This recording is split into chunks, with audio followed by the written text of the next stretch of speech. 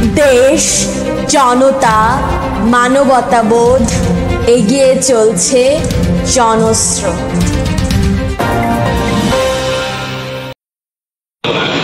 কোনো অসৎ মানুষ, চাঁদাবাজ, দুর্বৃত্ত, কোনো মাদকাসক্ত কোনো মানুষ আমার আশেপাশে আসবে, তাদের সাথে আমি বলবো না, জবাব করে।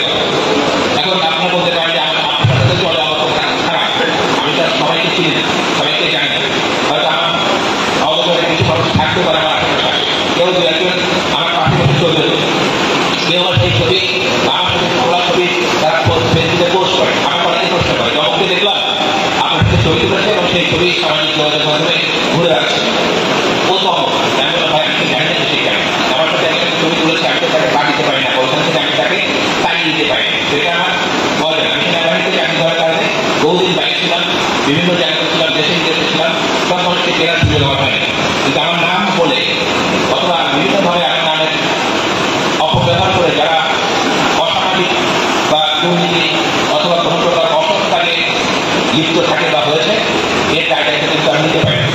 অনেকেই বলে যে আমরা এটা করেছি, কারণ সে আপনার কথা বলেছে, তার কথা কেউ বলছে কি আপনারা কাউকে একটা সুবিধা নিয়ে দেবেন, আমাকে একটু জিজ্ঞেস করা ঠিক না? আমার এলাকাতে বহু মানুষ আছে যারা পথে ঘাটে আমি পরিচয় দেয়, বলে যে সে আমার ভাই, তারপরে পুলিশ আমাকে ফোন করা পরে বলে যে এরকম মোটরসাইকেলের কাগজটা ধরেছি, বলে যে আপনার ভাই, যেমন দেখেন এলাকার মানুষ সবাই ভাই, একজন মানুষের কত ভাই থাকে, এ পর্যন্ত কয়েকশো লোক আমার ভাই পরিচয় দিয়েছে, বাট আসলে তো তারা ভাই না, আপনারা তো এটা বুঝেন। এখন এটা যদি এরকম পরিচয় দেয় আপনারা যাচাই করবেন, যদি সে গুরুতর অপরাধ করে থাকে সেই ব্যবস্থা আপনি নেবেন, হালকা অপরাধ করলে আমি পরিচয় দিয়েছে যদি পারেন তাহলে প্রথমবার ছেড়ে দেন বা মাফ করে দেন, এটা বিচার করছেন। তো এই যে একটা মানে বিভ্রান্তি, আমার নাম পরিচয় ব্যবহার করে বিভিন্ন জায়গাতে বিভিন্ন ভাবে মানুষের সাথে প্রতারণা করার চেষ্টা করা, আমি জানি না আমাদের সেনাবাহিনীতে চাকরি করতে পারে, আমি অস্বীকার করি না, আমি মানুষকে সাহায্য করেছি, বিভিন্নভাবে সাহায্য করেছি। আমাদের কেউ কেউ বলে যে আপনার নাম বলে সে প্রতারণা করেছে, চাকরি দেওয়ার কথা বলেছে, তাই বললাম যে এই প্রতারিত যারা হয়েছে তাদের দোষ, কারণ আমার নাম বলে যারা এই প্রতারণা করার চেষ্টা করেছে তারা জানে যে আমি মানুষের কাছ থেকে একটা মিষ্টি পর্যন্ত কখনো খাইনি, এমনকি চাকরি পাওয়ার পর খুশি হলে আমার কাছে মিষ্টি নিয়ে আসার চেষ্টা করেছে। আমি আগে থেকে জিজ্ঞাসা করতাম যে যদি আমার সাথে দেখা করতে চাও তাহলে খালি হাতে আসতে হবে, কোনো কিছু আগে আসবে।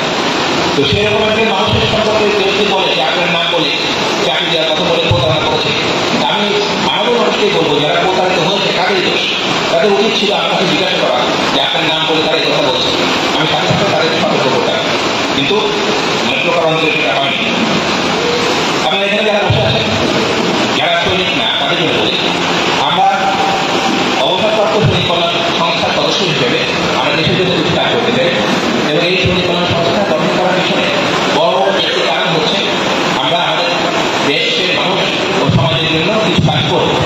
আপনারা দেখতে পাচ্ছেন আমি হয়তো বয়স্ক, কিন্তু আমাদের সৈনিকের মধ্যে অনেক অবসরপ্রাপ্ত সৈনিক আছে যারা এখনো ইয়ার, এই যে এখানে বসা অনেক মানুষ যারা এত সুঠাম এবং এখন পর্যন্ত এত যুবকত্ব দেখতে সে করলে তারা এখনো নতুন করে সেনাবাহিনীতে যোগদান করতে পারে, কিন্তু তারা তো নতুন করে সেনাবাহিনীতে যোগদান করতে পারবে, কিন্তু তাদের প্রশিক্ষণ, তাদের মানসিকতা, তাদের দেশপ্রেম এগুলোকে কাজে লাগিয়ে কিন্তু আমরা আমাদের দেশ ও সমাজের জন্য কাজ করতে পারি।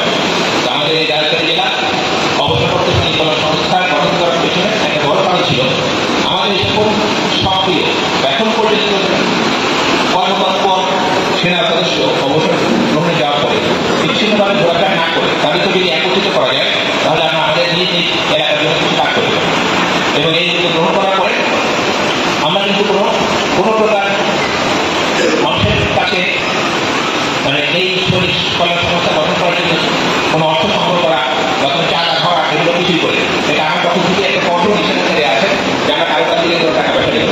এবং আজকের এই অনুষ্ঠান করার আগে আমি জিজ্ঞাসা করেছি, এই আমাদের সভাপতি মামুনের সাথে আমার কথা হয়েছে, আমি বলেছি যে আজকের যে টাকা ধার্য করা হয় বা চাঁদা ধার্য করা হয়, আমি ব্যক্তিগতভাবে চাঁদাবাজি এবং সন্ত্রাসী কার্যকলাপের ঘোর বিরোধী, আমি কখনোই এই দুইটা শ্রেণীর লোকের সাথে কোনো প্রকার আপোষ করব, যারা চাঁদাবাজি করে, যারা সন্ত্রাসী কার্যকলাপ করে, যারা মাদকের ব্যবসা করে, মাদকের অপব্যবহারে আটকারা দেয়, বিভিন্নভাবে লুটপাট করে। অবসর গ্রহণের পর এই এলাকাতে এসে অনেকগুলো জায়গাতে কথা বলেছি, প্রত্যেকটা ক্ষেত্রে কিন্তু আমি এই কথা বলেছি, আমার অবস্থান এইটা। অনেকে আমি জিজ্ঞাসা করেছেন আমাকে যে আমি রাজনীতি করবো কিনা, আমি বলেছি আমি এই বিষয়ে এখন পর্যন্ত কোনো সিদ্ধান্ত গ্রহণ করিনি। এখানে নিশ্চয়ই এই কথা বারবারই আমার কাছ থেকে শুনতে চান। আজকে হয়তো কেউ শোনার আগ্রহ প্রকাশ করেছেন। আমার কাছে একজন এখানে একটা চিরকুট দিয়েছেন, আমি যেন এই বিষয়ে কিছু বলি। আমি আবারও বলি, ব্যর্থহীনভাবে বলতে চাই, আমি রাজনীতি করব এরকম সিদ্ধান্ত আমি এখনো নিইনি। কিন্তু আমাদের দেশের মানুষের জন্য, দেশের জন্য যদি কখনো আমার এটা করতে হয় তাহলে আমি করব, কিন্তু সিদ্ধান্ত নেওয়ার ক্ষেত্রে আমি এখন পর্যন্ত সময় নিচ্ছি। দ্বিতীয়ত হচ্ছে, আমি রাজনীতি করি বা না করি, আমার যে ব্যক্তিগত অবস্থা যেটা আমি বললাম যে আমি চাঁদাবাজি, সন্ত্রাসী কার্যকলাপ, মাদকের অপব্যবহার, বিভিন্ন নদী এবং অন্য যে কোনো জায়গা থেকে অবৈধভাবে বালি উত্তোলন, লুটপাট, জমি দখল, অসামাজিক কার্যকলাপ, এইগুলোর বিরুদ্ধে আমি সবসময় সামাজিকভাবে হলেও একটা আন্দোলন করব এবং এই আন্দোলন আমার জীবদ্দশায় যতদিন আমি বেঁচে থাকি, আমার সাথে কেউ থাকলে থাকবে, কেউ যদি না থাকে আমি একা একাই করব। অর্থাৎ কেউ যদি না থাকে, এটা আমি রাগ করে বললাম, কিন্তু আমি জানি অনেক মানুষ আমাদের সাথে থাকবে এবং অনেক মানুষ আমার সাথে থাকবে। কারণ আমাদের এই সকল অপকর্মগুলো যারা করে, এরা কিন্তু সমাজের ছোট একটা অংশ। আপনারা নিশ্চয়ই জানেন, যারা এই সকল অপকর্মে লিপ্ত তারা কিন্তু আমাদের মূল সমাজের খুব ছোট একটি অংশ। আমি বিশ্বাস করি আমাদের সমাজের 80 থেকে 90% মানুষ এই ধরনের অপকর্মের সাথে জড়িত না। মাত্র 10 থেকে 20% মানুষ আমাদের এই সমাজকে বিষাক্ত করে তুলেছে। আপনাদের নিশ্চয়ই দেখতে পাচ্ছেন, আপনারা এখন একটা ঈদের সময়, আমি গত ঈদেও দেখলাম ঈদের দিন মারামারি হচ্ছে, গত ঈদেও দেখলাম ঈদের দিন মারামারি হচ্ছে, ঈদের আগের দিন মারামারি হচ্ছে, ঈদের পর দিন মারামারি হচ্ছে।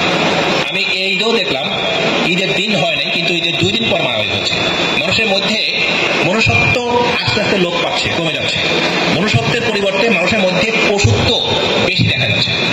পশুত্ব যদি বেশি না থাকবে, তাহলে ঈদের দিন, ঈদের আগের দিন এবং ঈদের পরের দিন মানুষ মারামারি করে কিভাবে? এবং সেই মারামারি থেকে মহিলা এবং শিশুও রক্ষা পাচ্ছে না।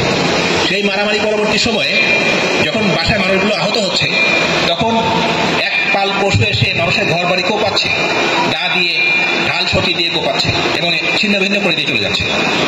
এদেরকে নিশ্চয়ই আর যাই হোক মানুষ বলা যায় না। আমি মনে করি এরা পশু, এরা আমাদের সমাজের মধ্যে পশুর হিংস্রতা নিয়ে বসবাস করছে। কিন্তু এরা সংখ্যায় বেশি না, আমি আবারও বলি, এরা সংখ্যায় সর্বোচ্চ 20% এবং আমার হিসাব হয়তো তার থেকেও কম। সুতরাং আমরা বাকি 80% মানুষ, তারা যদি সম্মিলিতভাবে এই সকল পশু মানসিকতা সম্পন্ন বা পশুর মানসিকতা সম্পন্ন মানুষগুলোকে প্রতিরোধ করতে চাই, সেটি সম্ভব।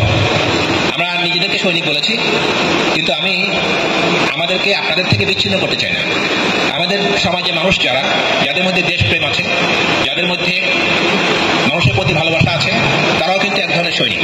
সুতরাং আমরা অবসরপ্রাপ্ত সৈনিকের সাথে আপনারা যারা 80% ভালো মানুষ, তারা যদি যোগদান করেন বা একাত্মতা ঘোষণা করেন, তাহলে আমরা বিরাট একটা শক্তি হতে পারি। অথবা আপনারা 80% মানুষ, যাদের মধ্যে এই ধরনের কোনো খারাপ চারিত্রিক বৈশিষ্ট্য নাই, যেগুলো আমি মেনশন করেছি একটু আগে, আপনারা যদি বলেন যে আপনাদের হাতকে শক্তিশালী করার জন্য আমাদের অবসরপ্রাপ্ত সৈনিক কল্যাণ সংস্থা অথবা অবসরপ্রাপ্ত সৈনিকদেরকে আপনারা আপনাদের পাশে চান, আমি বলবো আমরা আপনাদের সাথে আছি। অতটা অর্থবিত্ত নেই, টাকা পয়সাও আমাদের বেশি নাই, আমরা কখনো কোনোদিন চাঁদাবাজি করবো না, মানুষের উপরে কোনো প্রকার জুলুম করবো না। আপনারা শুনেছেন যে অবসরপ্রাপ্ত সৈনিক কল্যাণ সংস্থা হওয়ার প্রাককালে বা সময় আমরা কি দিয়ে শুরু করেছি? এই মুজাহিদ ছোট্ট একটা অফিস দিয়েছে। আমি একদিন দেখলাম, বা আমার কাছে এরাই বললো যে তাদের বসার চেয়ার নেই। আমি তাদেরকে 10,000 টাকা দিয়ে বলেছি যে ঠিক আছে, 10,000 টাকা দিয়ে যে কটা চেয়ার হয় সে কটা চেয়ার নিয়ে আপাতত বসা শুরু করবো। একদিন তাদের সাথে আমি একটা জুম মিটিং করছিলাম, তো জুমে আমি দেখলাম সবাই বসে আছে মোটামুটি গরমের মধ্যে, কোনো ফ্যান নেই, বললো যে না ফ্যান নেই।